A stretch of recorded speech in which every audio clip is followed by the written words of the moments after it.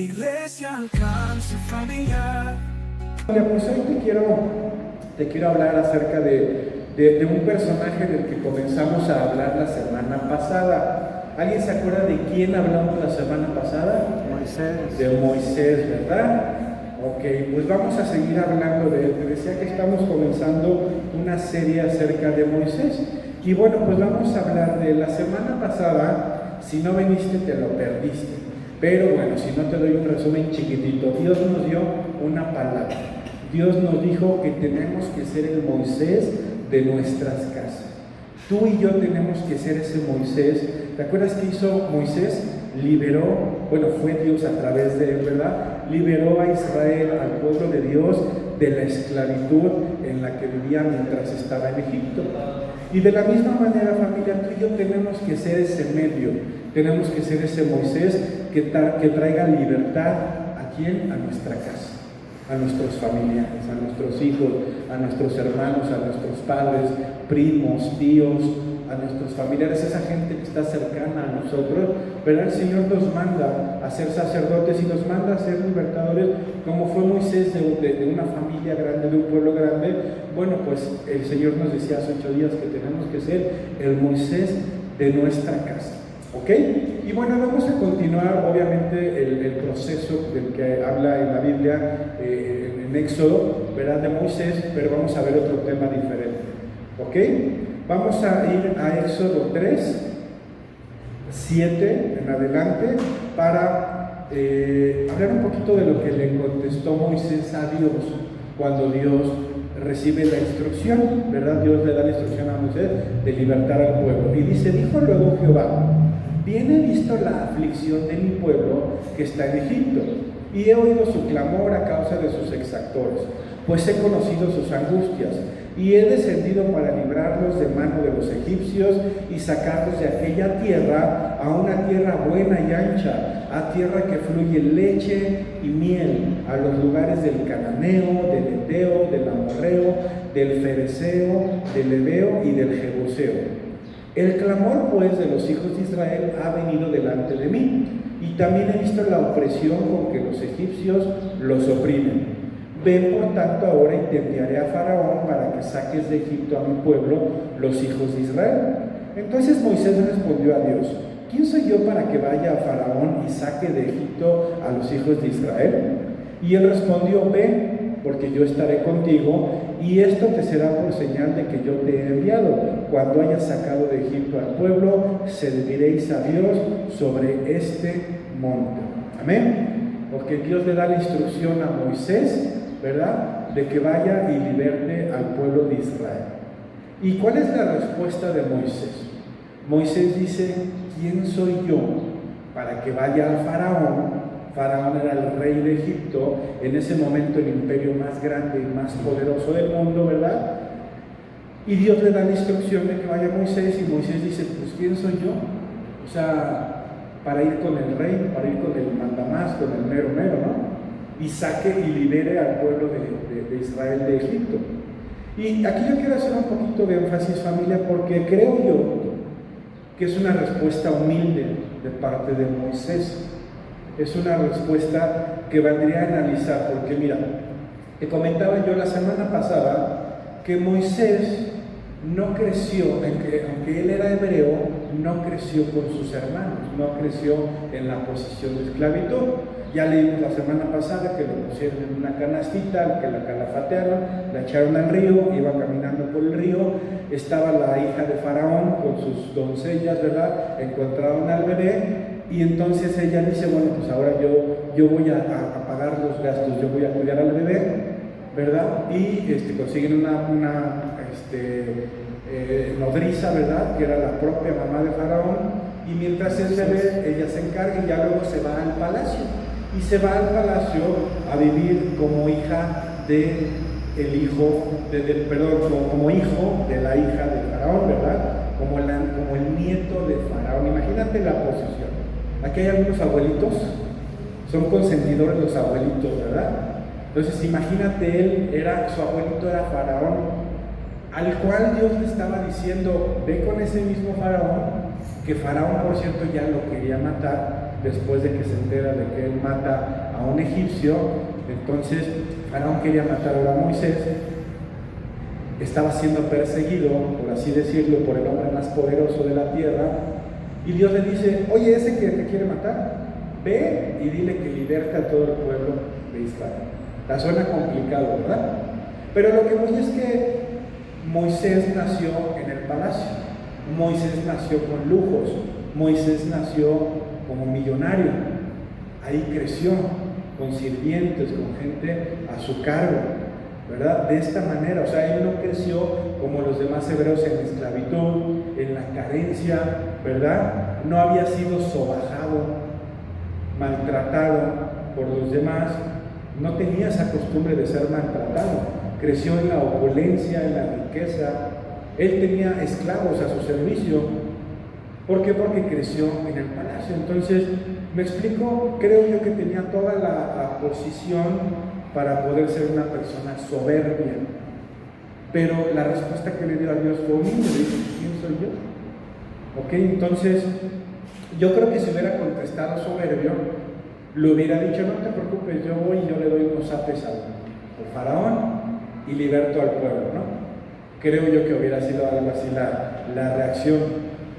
Si él estuviera en esta posición soberbia, ¿verdad? Lo digo porque creció con todos los lujos que te puedas imaginar.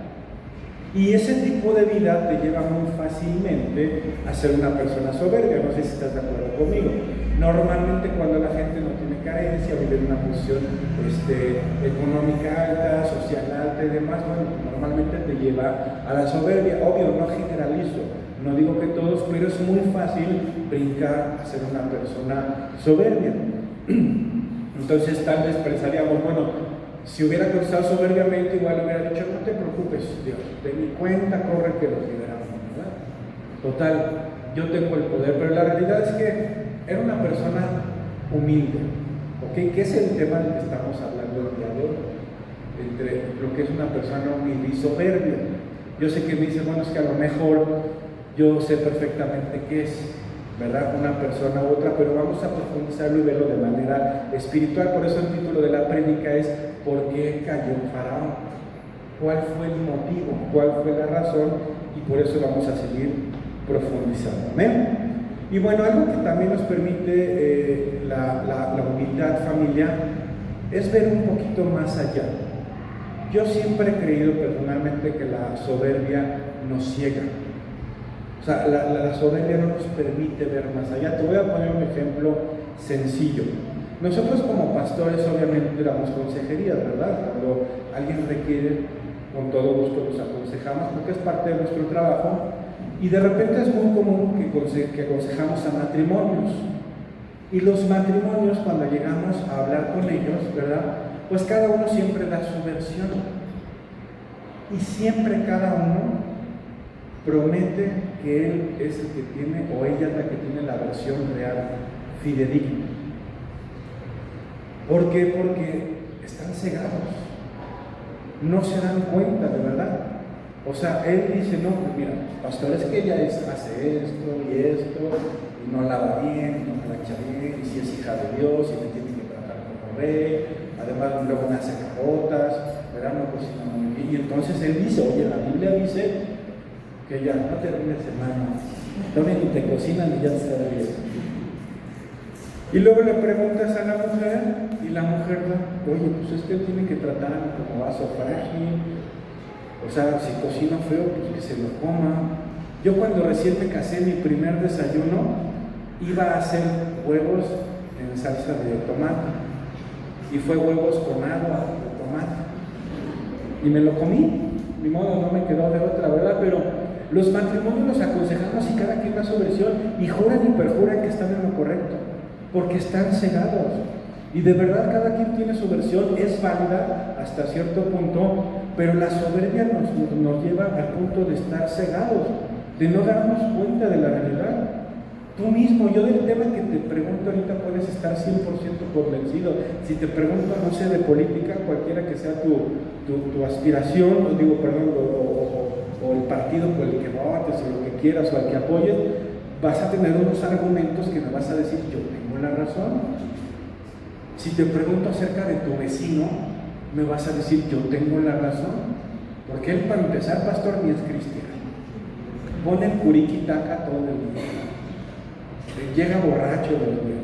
O sea, tú vas a tener tu versión. Y ahí nos lleva la soberbia a juzgar a los demás y a pensar que nosotros estamos en lo correcto. De verdad, la soberbia nosotros no hemos visto. Hemos tenido matrimonios que de repente dices, oye, vamos a una sesión, ya, tienen que sacar, no tienen que decir, porque tenemos que tener material para trabajar en eso, ¿verdad? Y luego llega otra segunda sesión y siguen en lo mismo, y otra tercera sesión, o sea, se les dan consejos, no los aplican, lo único que quieren hacer cada sesión es quejarse del esposo y quejarse del esposo. Y no es así. ¿Por qué no salen de ese lugar? Por la soberbia. La soberbia es la que nos lleva a cegarnos, a no darnos cuenta y a asegurar que mi versión es la válida y es la correcta. Hasta ahí nos lleva entonces, familia. Es complicado el tema de la soberbia. Nosotros ahora como pastores que tenemos pocos años en ello, pero nos hemos dado cuenta que es un tema muy complicado. Muy complicado porque siempre creemos que tenemos la razón. Amén. Pero bueno, vamos a regresar con Moisés. A Moisés lo mandan, Dios le da una palabra, le dice, ve a libertar al pueblo, ¿verdad? Y luego Moisés también, yo creo que analizó el trabajo que se le venía encima, porque suena fácil de, y por favor, pues libértate a los que tengo ahí, a los que están ahí cautivos, ¿no? Pero no sé si sepas, pero el pueblo al que iba a liberar Moisés era de más de 600,000 hombres, sin contar mujeres, niños, ancianos, bueno, varones sí pues. Pero si calculamos, familia, así baratito, que fueran unos 3 hijos por cada varón, más la esposa, o sea, es decir, 5 miembros por cada familia, estamos hablando de alrededor de 3 millones de personas.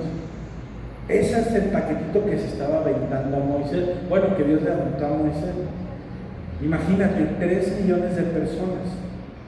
En el último censo en Pachuca, tengo aquí registrado que en el 2020 se contabilizaron como 314,000 habitantes. En el 2020, hace 6 años, ¿verdad? Imagínate que Moisés se iba a aventar a un pueblito de casi 10 veces Pachuca. O sea, esos es a los que iba a libertar. Y dijeras, todos se portan bien, pero si aquí que somos poquitos, algunos de ustedes se portan mal, imagínense al pobre Moisés con 3 millones de pelados y pues algunos no, medios rejeros, ¿verdad? Medios necios, medios tercos. Entonces, yo me imagino que también Moisés vio esa parte, ¿verdad? Analizó esa parte, y para acabarla de amolar, Moisés se cree o se interpreta que era tartamudo. Dice en Éxodo 4:10, dice, entonces dijo Moisés a Jehová, ay Señor, nunca he sido hombre de fácil palabra, ni antes ni desde que tú hablas a tu siervo, porque soy tardo en el habla y torpe de lengua. Si no era tartamudo, le costaba hablar, ¿verdad? Dice que era torpe de lengua, tonto de lengua, por así decirlo. Entonces, lo que quiero que veas, familia, es que Moisés era un hombre humilde, un hombre que aceptaba sus limitaciones, porque la soberbia muchas veces no te permite aceptar tus limitaciones, pero él era humilde. O sea, no creas que contestó de esta manera a Dios, para quitarse la chamba, para decir a lo mejor no gracias, porque él amaba a Dios, ¿verdad? Sino que él contestó en base a las limitaciones que él conocía de su propia vida, de su propio cuerpo, ¿verdad? De su propio ser. Familia, la humildad nos permite ver cuáles son nuestras limitaciones, y eso, familia, nos lleva a lo más importante, que es depender de Dios. La palabra en la Biblia, seguramente has leído, que habla acerca de la humildad, ¿verdad? Y de repente estamos como que muy acostumbrados a que la palabra humildad tiene que ver con pobreza, ¿verdad? Dicen, es que es una colonia muy humilde, ¿verdad? Y se relaciona que es una colonia muy pobre.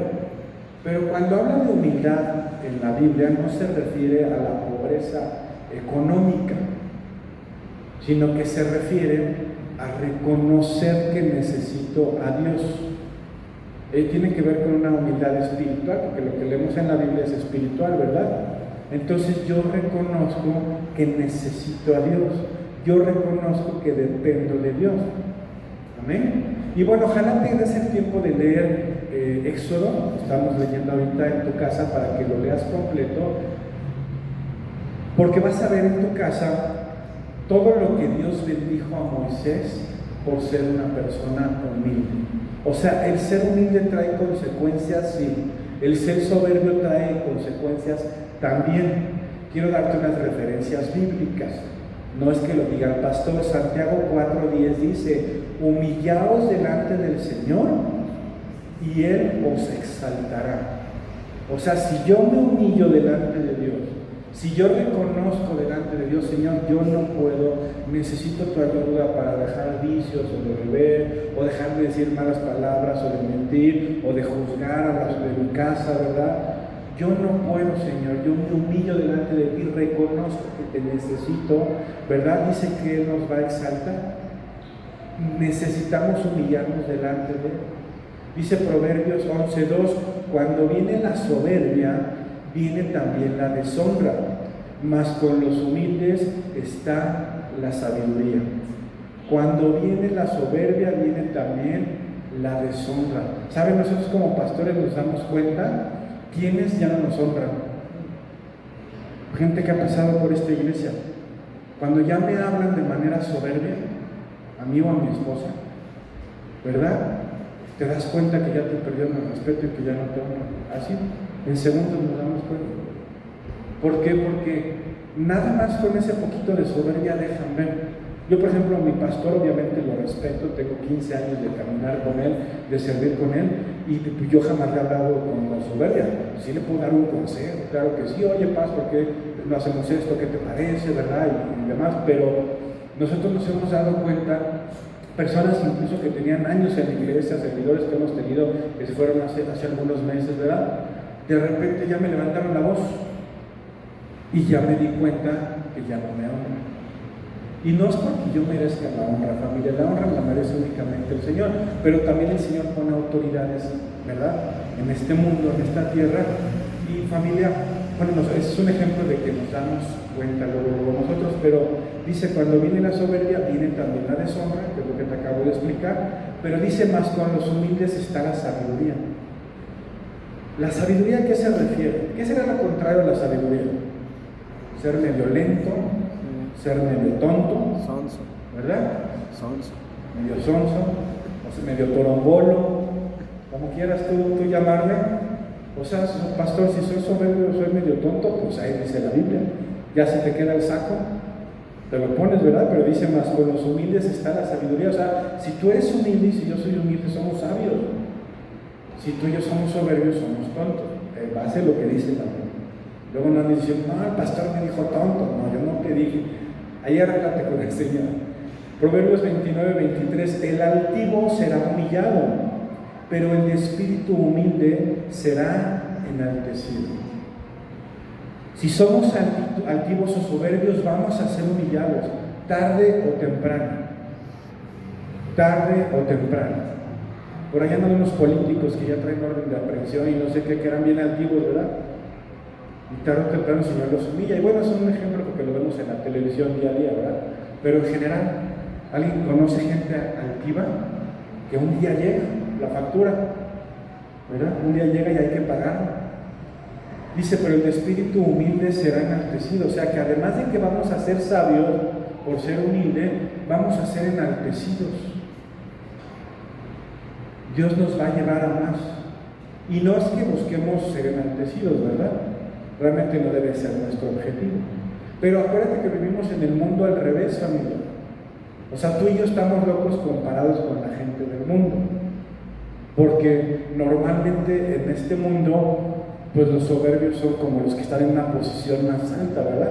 Estoy hablando a lo mejor en un tema económico o social, ¿verdad? Está como en una posición más alta, pero acuérdate que tú y yo vivimos en el mundo al revés.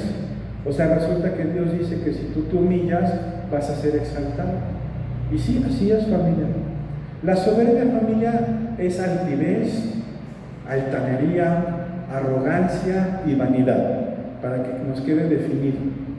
Es cuando la persona, dice que aquí, cree tener una posición de superioridad frente a los demás. Dice la palabra que veamos a los demás como superiores a nosotros. Cuando creemos que somos superiores a los demás, nos lleva a no considerar sus sentimientos o sus perspectivas. O sea, cuando tú eres soberbio o soberbia, no te permite ver y considerar a los demás, sus sentimientos, sus necesidades, porque está el primero yo, luego yo y al último yo. Esa soberbia no nos permite darnos cuenta, y por ello el soberbio es incapaz de comprender, pues incluso los puntos de vista. ¿No has platicado con alguna persona que no suelta el micrófono y que de todo sabe y que de todo tiene la razón? No sé si te ha pasado. A mí me sacan de onda, la verdad. Pero el tema que les toque se lo sabe. Y de todo tienen absolutamente la razón. Es más, cuando tú vas a hablar ni te dejan hablar. ¿Sí te ha pasado? Hay algunas personas aquí. Y dices, oye, pues considera, no estamos en un diálogo, no es un monólogo. Por eso nos deja ver la soberbia que hay de repente en algunos de nosotros. Que la gente no considera a los demás. Si tú crees, familia, en base a lo que te acabo de comentar, que tienes una posición por encima de los demás, a lo mejor me dices, no, aquí en la iglesia usted es el pastor, pero a lo mejor en tu casa, en tu trabajo, en tu escuela, ojo, no nos confundamos con la autoridad. En la escuela hay una autoridad, o sea, los niños tienen un maestro, una maestra que es la autoridad. Nosotros, yo en mi trabajo tengo una autoridad que es mi jefe, ¿verdad? Si tú vas en la calle hay una autoridad a la cual hay que respetar. O sea, no es que una cosa elimine la otra. Una cosa son las autoridades que Dios pone, pero otro es que yo crea que estoy en una posición por encima de los demás, pero de manera soberbia. Y eso nos lleva a ser unas personas soberbias. Yo, familia, te doy mi palabra que yo lucho con mi soberbia todos los días. Yo era una persona sumamente soberbia. Estoy mejorando, estoy caminando, tengo años de trabajar en mi soberbia, en mi impaciencia, en mi juicio, ¿verdad? Porque de repente es bien fácil juzgar a todos. Y a mí el Señor me pone todos los días el cajero más lento del súper. Hay personas que van al cajero automático, te formas para sacar dinero y se avientan ahí como 5 minutos. Y tú dices, bueno, se están memorizando, están jugando ahí Mario Bros. ¿Qué están haciendo? Si nada más le metes, le picas y sacas el dinero y te vas. Y a veces yo soy prejuicioso y lucho contra eso, y lucho contra mi soberbia, ¿verdad? Con las personas que van manejando. Me desespero. Imagínate cómo sufre mi esposa y mis hijas con mi impaciencia, ¿verdad? ¿A poco no sufren? Olvides la verdad. Si lo sabe Dios, que lo sepa el mundo. No, la verdad es que me considero una persona, siempre he sido desde niño soberbio. Y me ha costado luchar contra ello todos los días. Yo creo que la soberbia es el pecado fundamental y madre de todos los vicios. Eso es lo que yo creo, no lo dice la Biblia. Te voy a decir por qué. ¿Alguien sabe cuál es el motivo por el cual Satanás cayó del cielo? Satanás, el diablo, el enemigo, el malvado. No fue por robar, no le robó un cambio a Dios, no se quedó con el dinero de la farmacia, no fue por matar, él no asesinó a alguien ahí en el cielo, no fue por decir malas palabras, por mentir, fue por soberbia.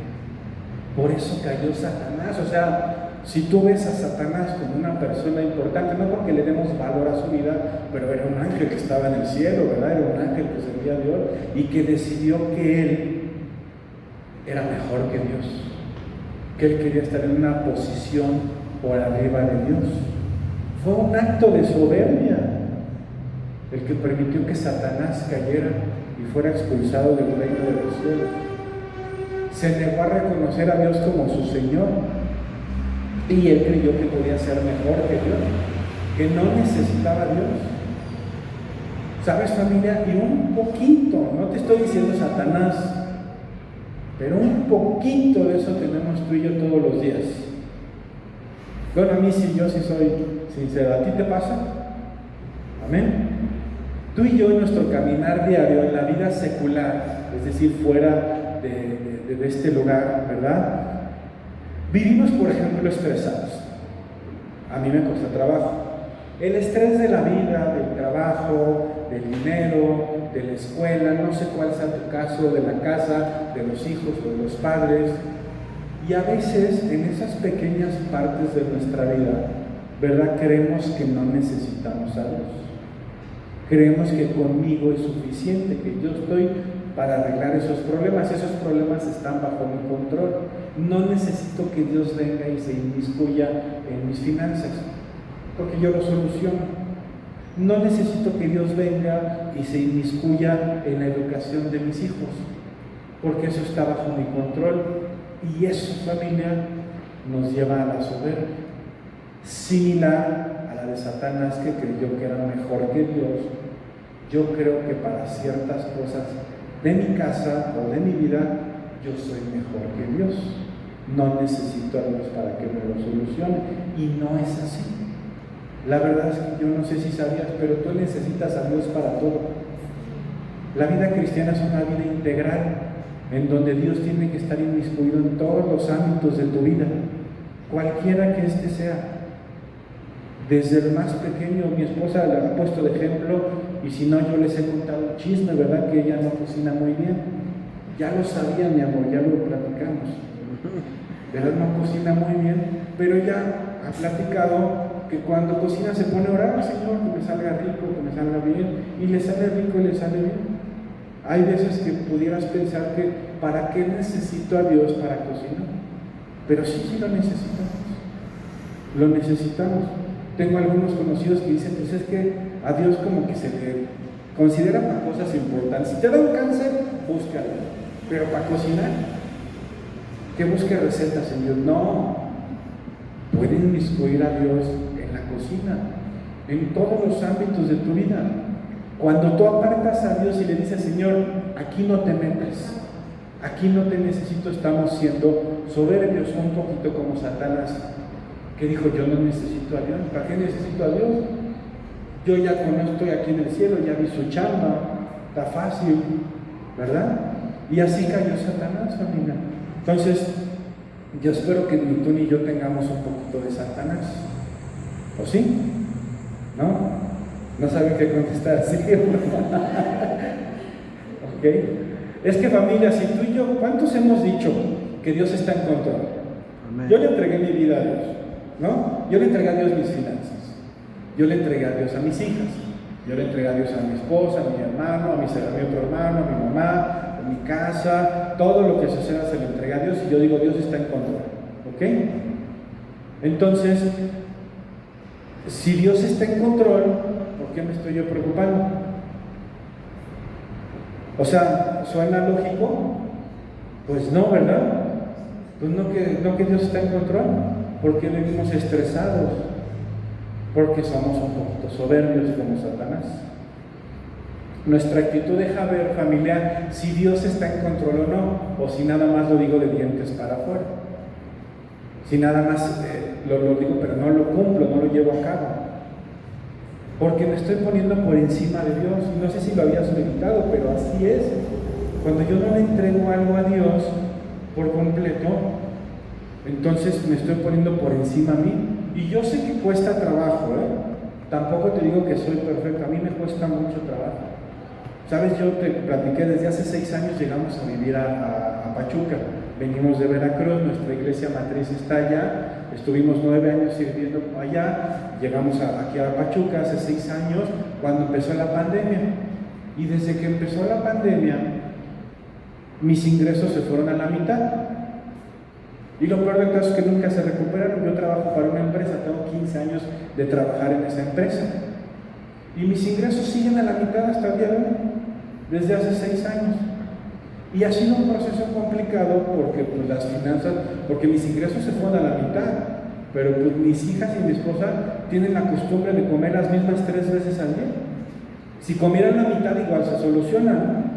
Pero están acostumbradas a desayunar, comer y cenar, más otros gastos varios, ¿verdad? Entonces, Yo le entregué al Señor mis finanzas, las puse en sus manos.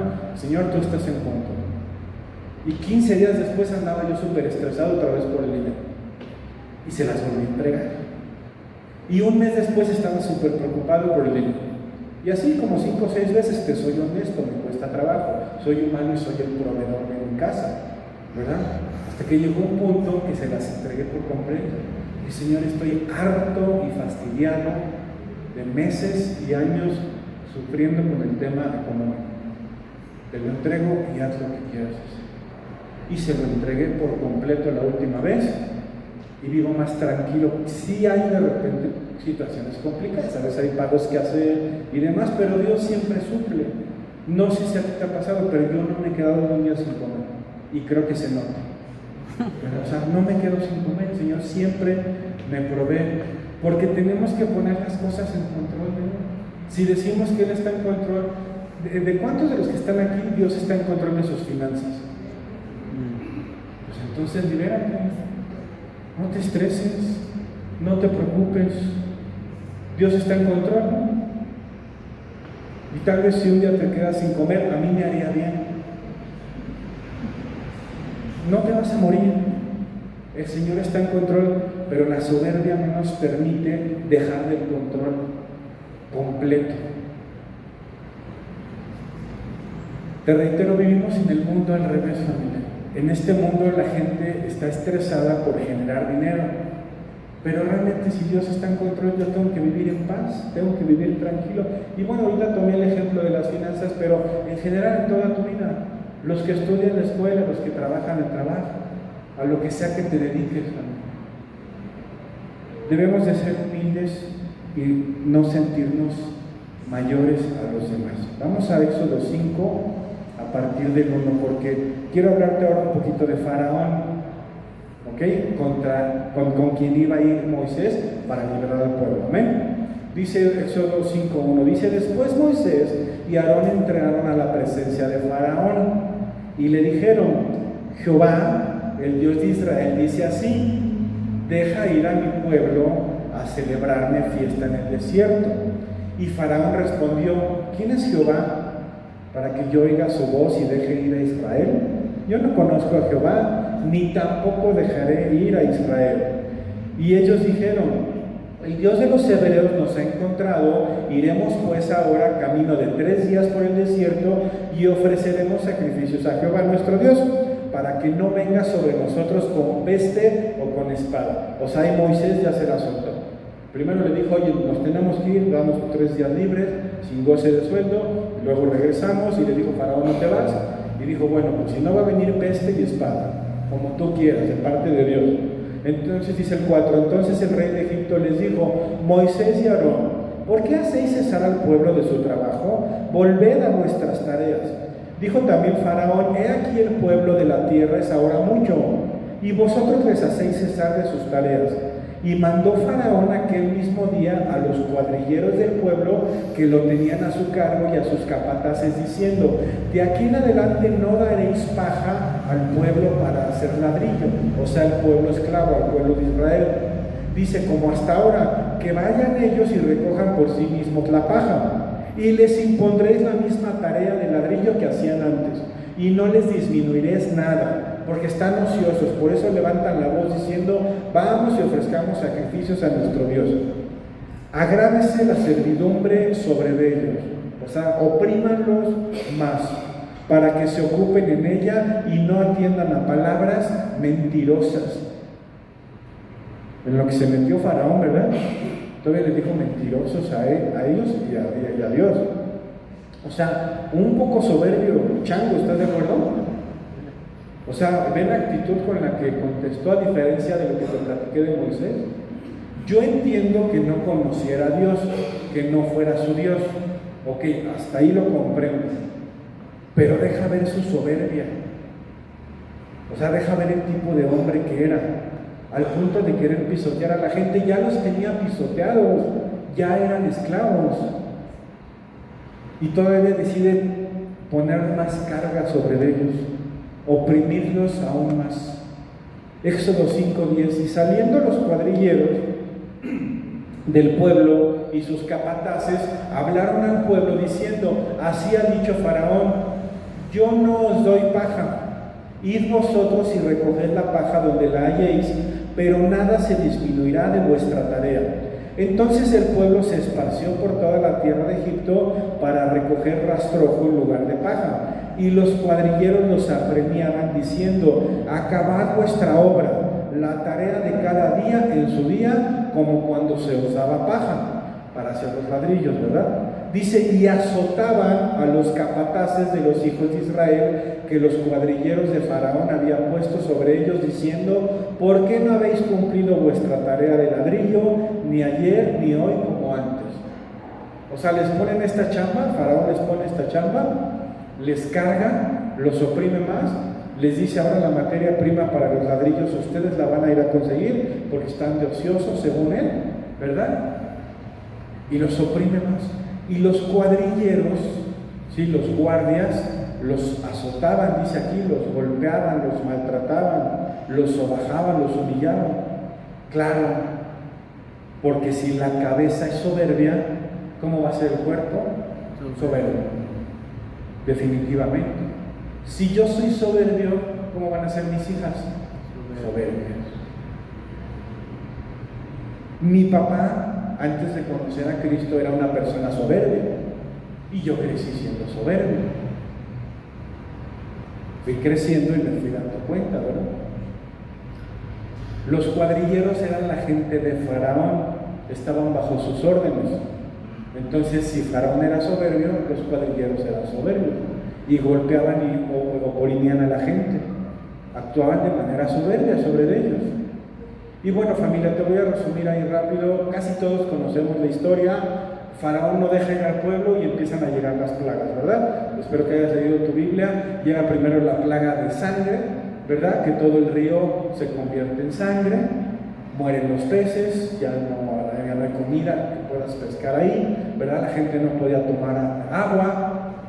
Después viene la plaga de las ranas, ¿verdad? Dice que eran tantas ranas que hasta se subían a las camas, a las almohadas, se metían en los hornos, entre los trastes y demás. Y vienen más plagas, viene la plaga de piojos, viene la plaga de moscas, del ganado, muere todo el ganado, a pesar de que ya habían muerto los peces, ¿verdad? Ahora muere a todo el ganado. Luego la plaga de úlceras, de granizo, esa ya nos llevó a Pachuca, no sé si a ti te pasó. Esa la tuvimos hace 2 años y medio más o menos. A mí me pasó todo el coche lleno de hoyos, todo el cofre, el techo, parabrisas rotos. A mi mamá se le rompieron las láminas de la azotehuela. Esa ya pasó por aquí, pero bueno, la plaga de langostas. En fin, si lees tu Biblia, fueron muchas plagas y muchas situaciones bien complicadas, pero era más grande la soberbia de este hombre, muchísimo más grande que cualquier plaga. No le importaba que su gente sufría, porque no solo sufría él, toda la gente, todos los egipcios sufrían de las plagas. Pero así es el soberbio, familia. El soberbio no se da cuenta del daño que le hace a los demás. Si tú eres soberbio en tu casa, no te das cuenta que le estás haciendo daño a los demás. Tu familia puede ser herida y tú ni en cuenta, de verdad, hasta que llega el momento de pagar la factura. Porque sabes, familia, un día pagamos la factura, un día nos llega y hay que pagar, y normalmente es con intereses. Hay quienes le dicen el karma, ¿verdad? La realidad es que se llama la ley de la siembra y la cosecha, y es bíblica. Lo que siembras, cosechas.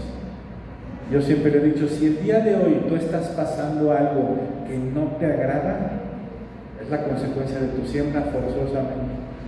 Conozco adultos mayores, por ejemplo, que dicen: es que mis hijos nunca me hablan. Sembraste amor. Si sembraste amor, cosechas amor forzosamente. ¿Qué sembraste? Es que no tengo amigos. ¿Sembraste amistad? ¿Sabes? A las amistades hay que invertirles y gastar. Es que me estoy divorciando. ¿Sembraste amor con tu pareja?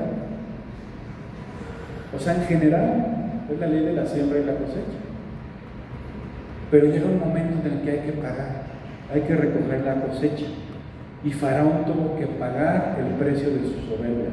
Llegó la última plaga, la plaga de la muerte para los primogénitos. Si tú has leído tu Biblia, vas a darte cuenta, o bueno, ya leíste, o si la vas a leer, de que la última plaga murieron todos los primogénitos de los egipcios.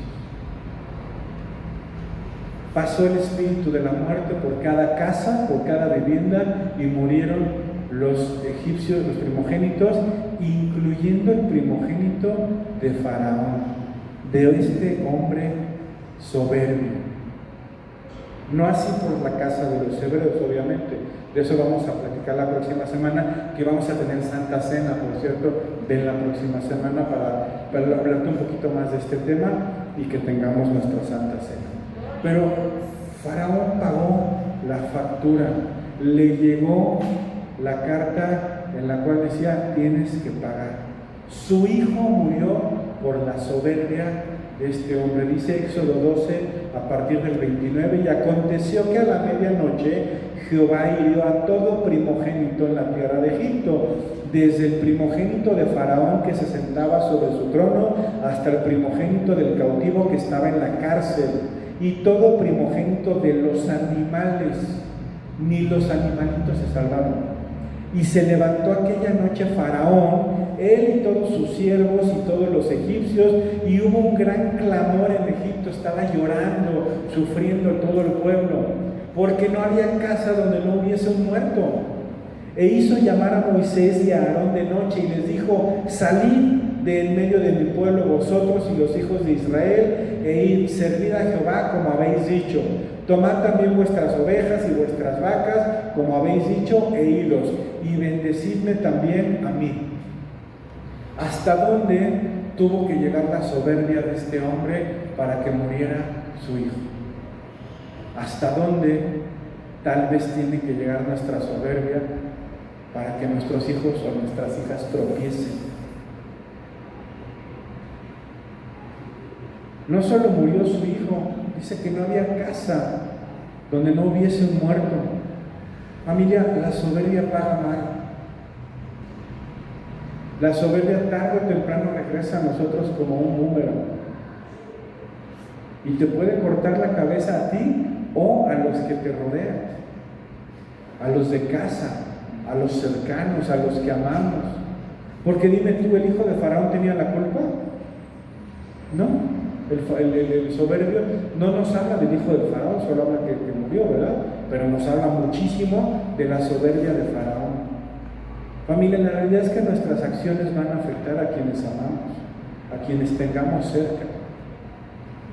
Y no es para que te pongas triste, porque obviamente sabemos que tenemos una buena noticia, ¿verdad? Que Cristo puede cambiar eso y todo lo que necesites cambiar en tu vida. Que Dios es un Dios de segundas, terceras, cuartas y quintas oportunidades, que podemos cambiar de dirección, que estamos a tiempo. Y te lo dice alguien, te reitero, que era sumamente soberbio. De verdad, yo era una persona muy soberbia, que además, gracias a Dios, mientras crecí en casa, pues siempre, porque siempre hay altas y bajas, ¿verdad? Pero pues digamos que una buena parte del tiempo en casa había dinero de sobra. O sea, entonces yo crecí pues, en el mundo normal en el que vives, donde te dicen que el dinero pues, es lo importante, ¿no? Y entonces creces soberbio. Y así crecí yo. Y la soberbia me provocaba humillar a la gente, creerme mayor a todos, ser grosero, ser altivo, ser déspota. La soberbia me llevó a pensar que la gente valía por lo que tenía en la bolsa, en la cartera, o que valía por la marca de sus tenis, o por qué coche manejaba, ¿verdad? O por cómo hablaba. Ahí me llevó a mí la soberbia. Allá, por ejemplo, en Cuernavaca, yo viví casi 9 años en Cuernavaca, y la gente ahí tiene un dicho que dice: sí pues. Y para todos dicen: sí pues. ¿Tú dices sí pues? ¿O sí sabías? ¿O sí pues? Entonces, pues ahí como que uno creía, ¿verdad? Es que es naquito, por eso me dice sí pues, ¿verdad? Pero pues es que así te lleva la soberbia a pensar que la gente vale también por eso, por cómo habla. O si dice aiga, bueno, pues ya, que Dios lo bendiga y que no pasa nada, pues no vale por el aiga, más o menos.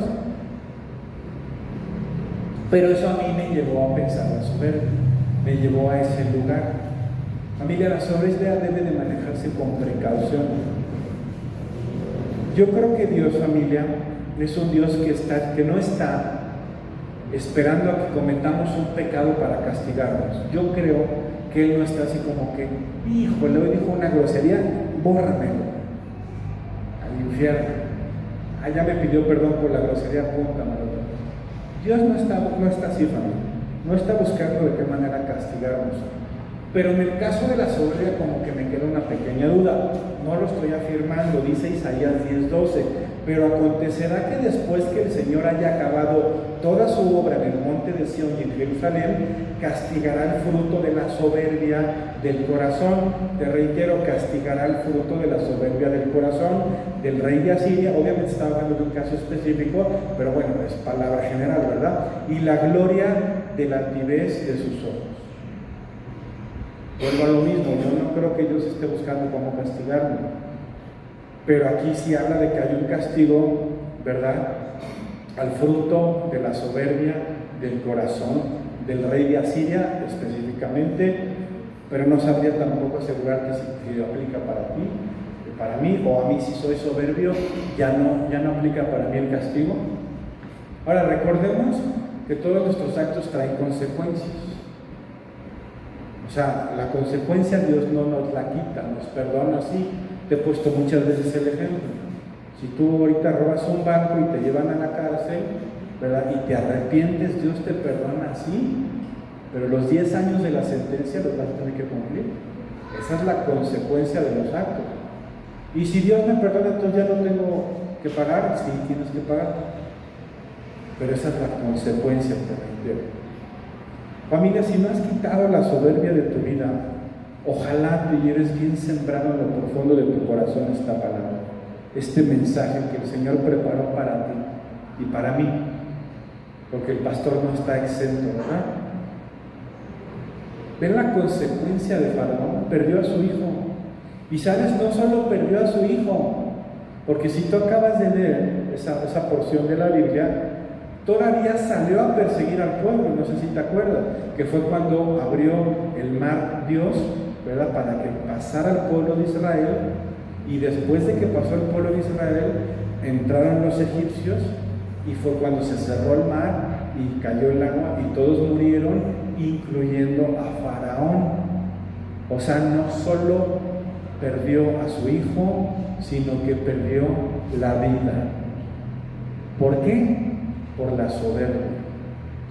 Porque si yo me imagino tantito y digo, o sea, dejó ir al pueblo, bueno, ya nos vamos a quedar sin esclavos, pero ya que se vayan, pues no hubiera muerto su hijo. Hasta ahí lo llevó la soberbia, familia. Ese poco de soberbia que le quedó después de la muerte de su hijo, esa soberbia que aún le sobraba, lo llevó a la muerte. Eso fue lo que encontró al salir a perseguir al pueblo de Dios. Familia, ponte sobre tus pies, por favor. Familia, Dios te está hablando. Yo espero de todo corazón que entendamos que esta palabra es para nosotros y aplica para ti y para mí. En el ámbito de tu vida que tú sabes y que tú conoces, Dios nos está instruyendo. No quiere que sufras la consecuencia que sufrió Faraón, pero para ello, familia, vamos a tener que cambiar nuestra actitud. ¿Alguien de aquí es soberbio? ¿Ha cometido algún acto soberbio? Gracias por reconocerlo. Esa actitud nos va a llevar al fracaso, nos va a llevar al barranco. Gracias a Dios que el Espíritu nos está ministrando en este momento, nos está hablando y podemos cambiar el sentido y podemos cambiar de dirección, porque si no vamos a terminar mal, como Faraón, además llevándonos de corbata a quienes nos rodean, a quienes amamos. Iglesia Alcance Familiar.